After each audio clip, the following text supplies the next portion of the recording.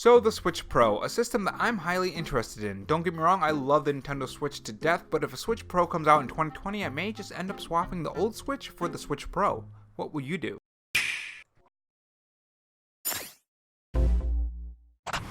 Hey guys, it's Rob here, and welcome back to the Robo Show, where we cover the latest gaming news, rumors, and leaks from Nintendo, Microsoft, and Sony. If you want to be kept up on the latest gaming news, make sure you click that red subscribe button below this video and have that notification bell on. In this video, we're going to go over the latest Nintendo Switch Pro news, including the Switch Pro graphics, Switch Pro release date, and have a small discussion on why the Switch Pro is a smart move by Nintendo, and try to confuse some confusion about the Switch Pro running 4K games. Now, this Switch Pro news originates from digitimes, and the article that I'm pulling the information from is from Destructoid. I'll leave a link to that article in the comment section below if you want to read it for yourself, but this is what they say about the latest Switch Pro news. A new report from the Taiwanese newspaper Digitimes indicates that Nintendo is ramping up production on a new model of the Switch. It begins manufacturing sometime in the first quarter of the year, and it's planned to launch mid-2020. It's said that this version will have an updated CPU and a magnesium alloy body. Now, if you've been keeping up with the Switch Pro news here on the channel, you'll recall a previous video I made on Sorkan Toto not too long ago, a video game analysis who predicted the Switch Lite along with the Switch Pro. I mean, not to mention that we've been hearing about the Switch Pro rumors for a very long time now too. He also says that it could come out before the PS5 and Xbox Series X, landing around the end of summer, beating out Sony and Microsoft for their holiday 2020 release of the next-gen consoles. So now you may be wondering, why would Nintendo want a Switch Pro before the summer, or even a Switch Pro at all? Well, it's pretty simple, yet not simple at the same time. You see, Nintendo knows how well third-party games are selling on the Nintendo Switch. The Witcher 3, this huge, fantastic open-world game, was released on the Nintendo Switch, and The Witcher sales jumped up in, get this, 999% according to GameBiz.net. Take into account that the fact that a small amount of those sales were from the PS4, Xbox One, and PC versions of The Witcher 3, and you can start to see why Nintendo wants more beefy hardware to handle those next-gen games. And not just next-gen games, current-gen games too that didn't make it to the Nintendo Switch, like Greedfall or Outer Worlds or the Resident Evil 2 remake. Third-party support is important to Nintendo because they know they need something to fill in the gaps between the first-party releases that they release on their system. This was one of the big problems with the Wii U. People called it the Wii U drought, and it's something that the current Switch doesn't have but could happen if they don't have that third-party support. And now let's address the elephant in the room, the 4K Nintendo Switch Pro console part of this Switch Pro news. First off, the Nintendo Switch won't render games at 4K, but this begs the question, why are they talking about 4K then? More than likely, they're talking about the streaming services like Hulu and Netflix that will run their movies and TV shows at 4K. But if Nintendo decides to stick with the Switch, 4K will eventually happen.